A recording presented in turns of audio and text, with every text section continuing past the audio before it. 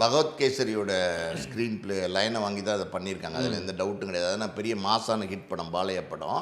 So அது ஒரு பெரிய என்டர்டெயின்மெண்ட் பேக்கேஜ். அந்த கதையுமே த்ரெட்டுமே ரொம்ப நல்லாயிருக்கும். ஸோ அதை தான் முழுசாக பண்ணியிருக்காங்க. அதுக்குள்ளே எப்படின்னா ஹெச் வினோத்தை பொறுத்த வரைக்கும் பார்த்தீங்கன்னா, எந்த படம் ரீமேக் படம் வாங்கினா கூட அதை அவரோட ஸ்டைலில் கொடுப்பாரு. நம்ம இதுக்கு உதாரணமாக சொல்லணும்னா, அஜித் நடித்த நேர்கொண்ட பார்வை, அவர் அமிதாப் அங்கே நடிச்சிருந்தார். அது வேறு பேட்டர்னாக இருக்கும். இந்த ரெண்டு படத்தையும் பார்த்தவங்களுக்கு தான் இங்கே ஹெச் வினோத் என்ன பண்ணியிருக்காரு தெரியும். டோட்டலாவே அந்த படத்தை வேற மாதிரியான ஒரு கலர்ல, அதாவது ரீமேக் படம் மாதிரியே இருக்காது. புதுசா ஹெச் வினோத் ஒரு படம் கொடுக்குற மாதிரியே கொடுத்துருப்பாரு.